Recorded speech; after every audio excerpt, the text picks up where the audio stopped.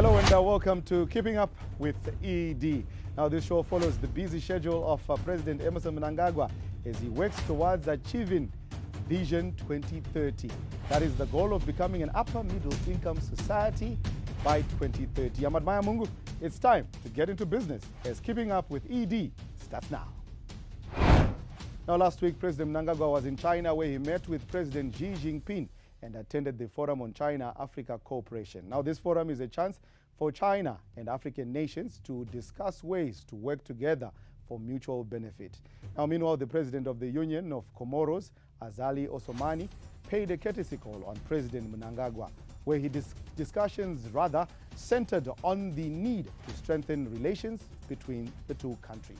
You know that the President of Zimbabwe just became the chairperson of SADC, and he does take this great occasion to extend his congratulations to His Excellency and to know how we can work together and commemorate to remain a member of SADC. President Mnangagwa highlighted the progress Zimbabwe has made and the exciting investment opportunities available. He also emphasized the importance of knowledge sharing for Africa's modernization. The president called for increased cooperation between African and Chinese businesses. Since attending the 2018 forum, Zimbabwe has partnered the Chinese government and entities in key infrastructure projects, which include the construction of the new parliament building in Mount Hampton and the expansion of the Robert Gabriel Mugabe International Airport, among others. Let's get more. Undoubtedly, the unique historical backgrounds of our countries and the varying socio-economic and political factors have led to different stages of development.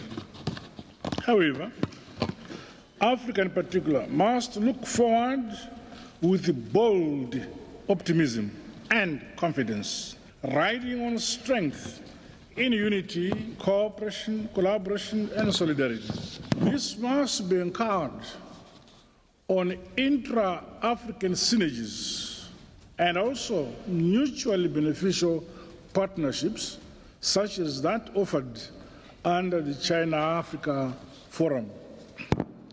His Excellency President Xi Jinping highlighted that together, China and Africa present a population of about 2.8 billion. This strength in numbers is indeed beneficial in respect of markets and the stronger voice of the global South. Most importantly, however, the Africa and China bloc provides an endless spring of shared ideas, knowledge, cultures, values and principles for a better future for all. Now, President Mnangagwa has emphasized the critical role of knowledge sharing and capacity building in Africa's pursuit of modernization. Speaking at the conclusion of the two-day forum on China-Africa cooperation in Beijing, the president urged African countries to bridge the knowledge gap to ensure the success of their development agenda. Both our diversified mining and agriculture sectors provide investors and entrepreneurs the opportunity to participate in manufacturing for made in Africa goods and products towards moving up the global value chains. We are centrally located in the Southern African region with connectivity for the north and southbound trade. Favorable incentives are available for all investments in our country. May I conclude by inviting you to consider Zimbabwe as a safe, secure, and a profitable investment destination and a competitive trading partner. Now, earlier in the week, President Mnangagwa engaged the Chinese media, sharing his insights on China's development and its implications for Africa. He noted that African countries can achieve similar progress by leveraging their resources and focusing on domestic development.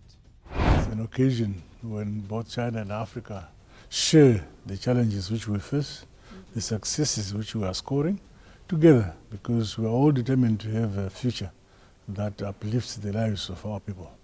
So it's an occasion which we all cherish when we come together as heads of state.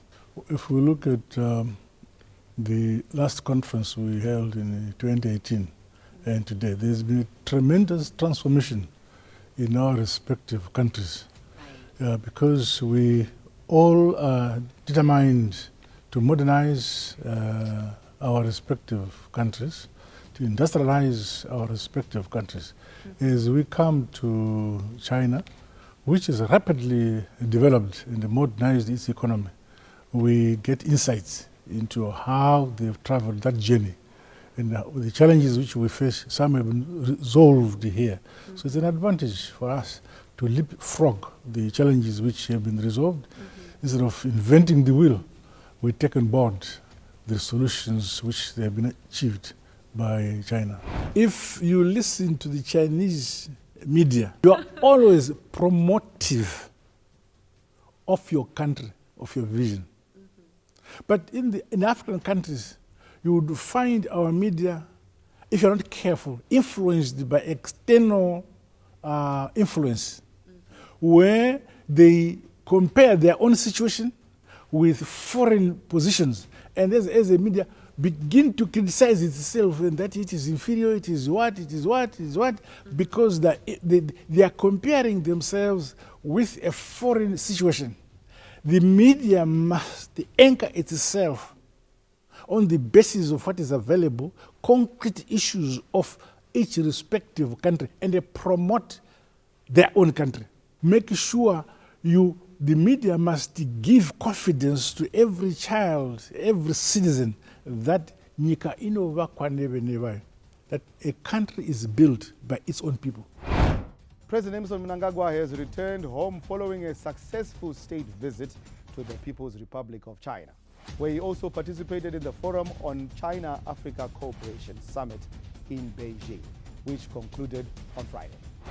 Keeping up with ED takes a short break, and we will be back shortly. Don't go anywhere. Welcome back to the second segment of Keeping Up with ED. Now let's switch gears and talk about food security. One of the key goals of Vision 2030 is ensuring everyone has enough to eat. Now, President Mnangagwa has assured the nation that even during droughts, no one will go hungry.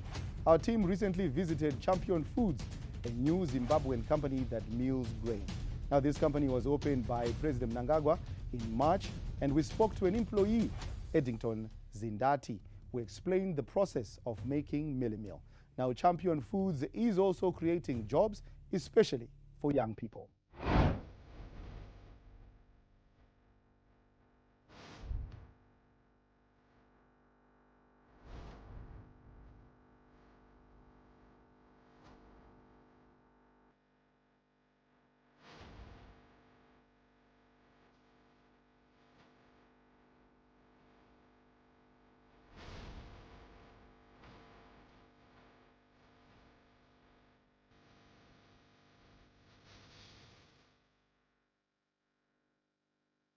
From the silos, we have a conveyor that can supply to elevator.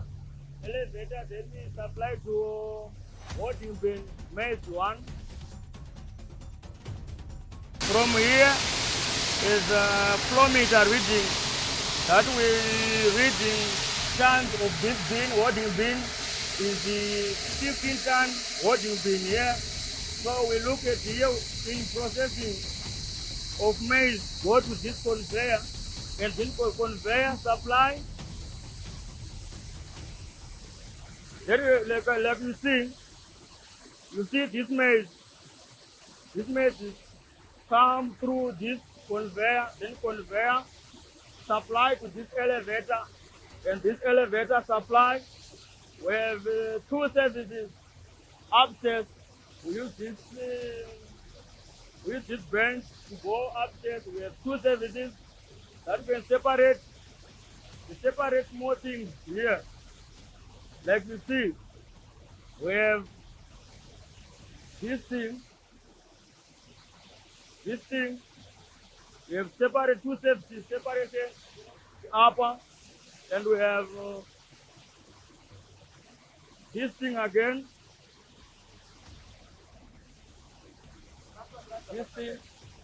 This is screening for chicks for chicks, cows, and pigs. So up to now, we have two options. Here is the moisture damping for maize. Here, like we see, this maize, and this one.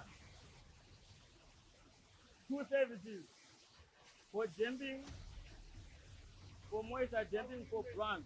Yeah, two for maize. So, from now, this is machine, flow meter machine for damping. This flow meter machine damping. This machine for water for damping maize. That maize going to this holding bin. Like you see, this 8 bin for holding bin that we can supply maize.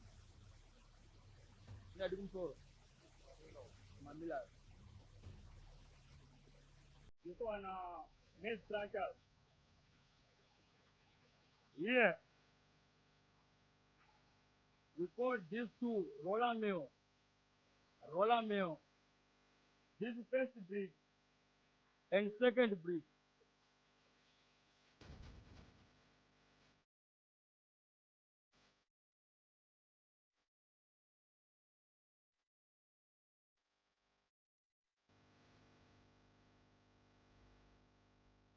And this is for brand. Like you see.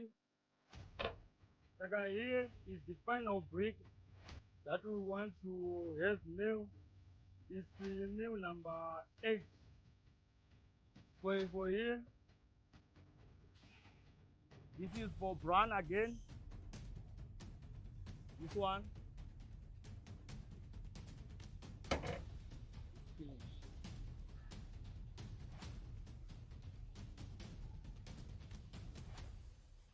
Packing machine. Packing machine number 1. It's pack 10 kg, 25 kg, and 50 kg. Second number 2 again, taking 10 kg, 25 to 50 kg. Second number 3 is taking 5 kg, 10 kg only. And this is for brand.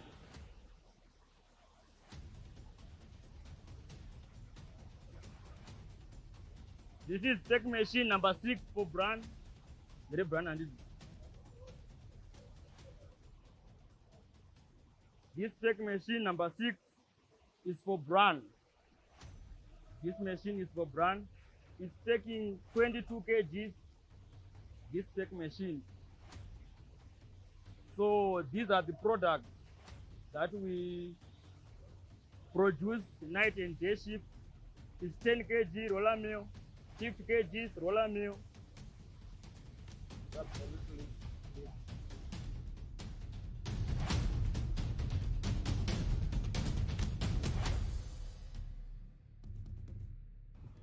My name is Eddington Sindati. Natanga kushandira panapa 2023 last year. Ndakawana benefits hombe zvikuru kwazvo mulife mangu semuyuthi. Ndakasvikawo pano semuyuthi nditsvagawo basa ndikariwana. Basa rangu ndere operator machine iri mukati muplant yeChampion Foods yemaize. Ndakawana benefits pambate maoko emari yekuti ini ndokwana kuzvichengetawo navabereki vangu ndovachengeta. Uyezve chimwe chinhu futi chekuti ndakurongawo zvinhu zvelife zvinoendawo mberi, kutangawo kuitawo business rangu nemari yandowanawo panapa semuyuthi. Vazhinjiwo vedu havasati vaonawo mabasa, but ndakariwana panapa Champion Foods. So benefit 1 yandofarira iri kundifadza kusvika pandiri panapa yekuti hapadiwi yakanyanya sireki, yekuti wakakosha uyo nemaresults mangani unongouyawo pabasa. Because izvi Champion Foods ndeye hurumende havakubvunza kuti background yako yakadii. Saka ndo mapindiro atakaita paChampion Foods. Takapindawo tichitooperata machine as our millers, kuoperata plant yese kuirana. Makore angu ndi 21 years, but ndokwanisa kurana machine iri mukati umu. Uyezve pane chinhu 1 chataka sema-youth kuti tuye tisumudzire Champion Foods kubva yachitanga iri phase ichirema chirwadza, but tinongoripo.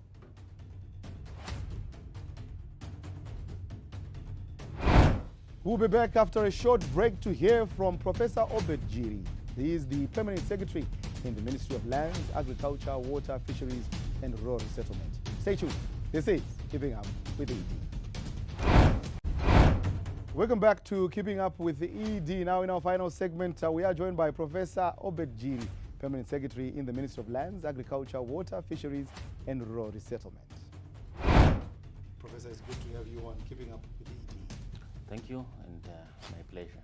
Definitely. Now, of course, you are in a ministry which is key in terms of national development, a ministry that is key in terms of reaching Vision 2030, and agriculture is foremost. A few weeks ago, we had a program where we were focusing on water bodies, and we then realized how your ministry in terms of irrigation and things like that is quite key in terms of maintaining food security, especially now that we are in a tight spot with the El Nino-induced drought. Tell us what His Excellency's vision and what he has directed your ministry to focus on, and what are the deliverables that we are expecting on your end. So the vision is very clear. His Excellency's vision is as clear as we run with it. So as the ministry's name really explains, we focus on issues to do with land.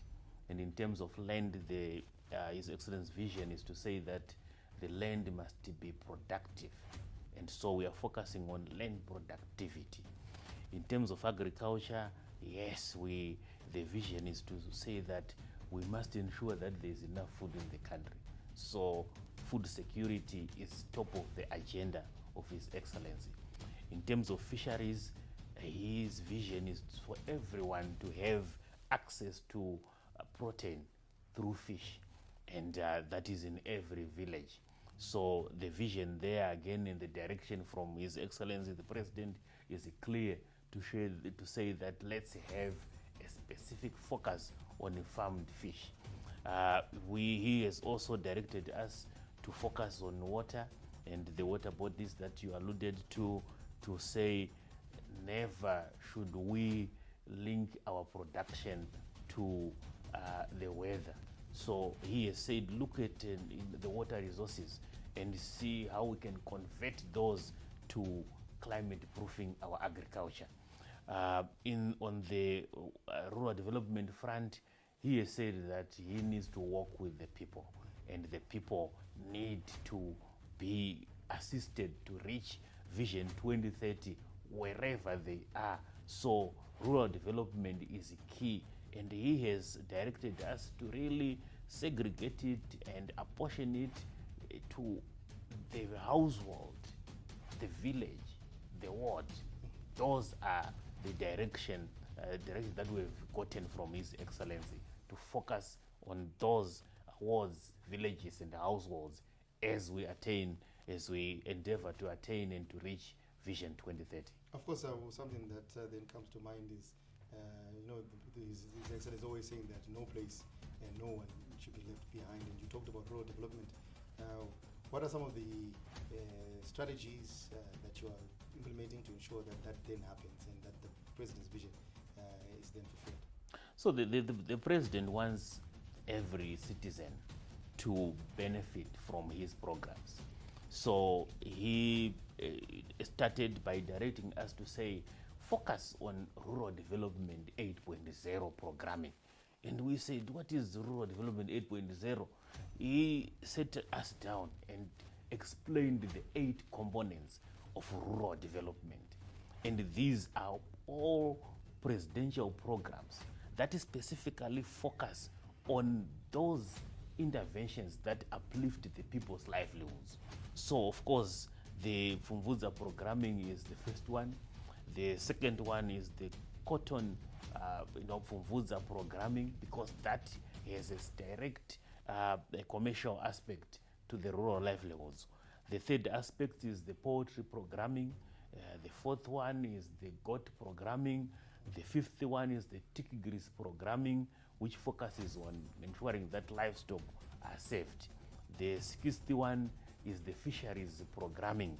And the seventh one is the Presidential Rural Development programming, which focuses on making sure that every village has access to water, horticultural output, has access to also part of the fisheries are in there, and all that you see in the borehole drilling programming is in that number 7. And the 8th one are the local interventions, the local innovations that the local people can also do. So when we looked at this, we said, this vision, can we run with it? When we analyzed, we then realized, yes, that explains that long name in our ministry. It's a summation of the long name in the ministry to say, when we say rural development, what do we mean? We mean upliftment of livelihoods through this gamut of 8 programs, which eventually must then lead to Vision 2030, because all these presidential programs, the 8 presidential programs, really talk to how the farmers can put money in their pockets to attain the middle income society status by 2030. So the vision and the focus on not leaving any place and not leaving anyone is very clear when you look at it from the direction of His Excellency. Exactly. Now you look at, we just recently held a successful SADC summit, which His Excellency was then, he assumed SADC chairmanship.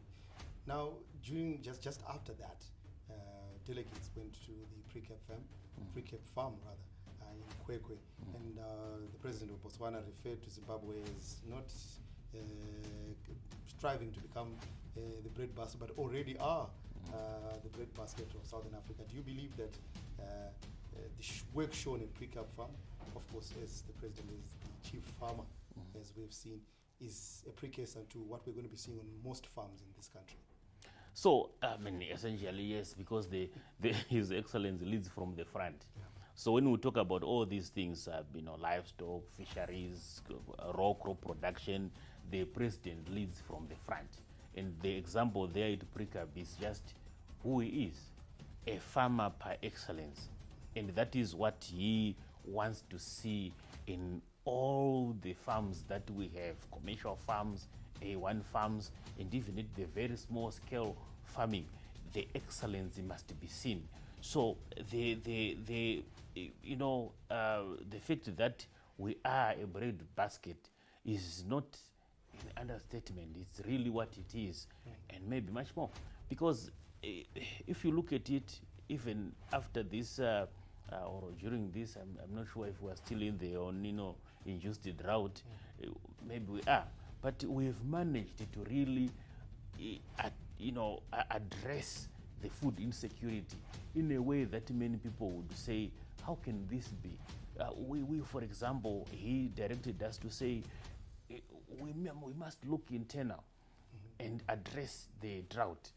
And when we said, but how can we look internal when we're in the middle of the drought?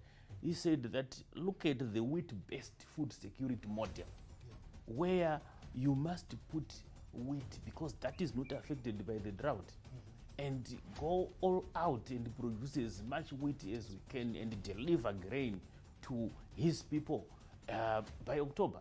So when we started on it, I mean, there were many doubting Thomases who didn't understand his vision when he said, let's look inward and attack food security. He led from the front, producing wheat Even when everyone was saying, well, there's not much water, but he led from the front to produce a record crop of wheat even at his farm. So he is really leading us and ensuring that we copy a winning script for production and productivity on our farms. Another common adage is that he always says the country is built by its own people. And one of the things that he's always saying is that we should be productive as hard workers.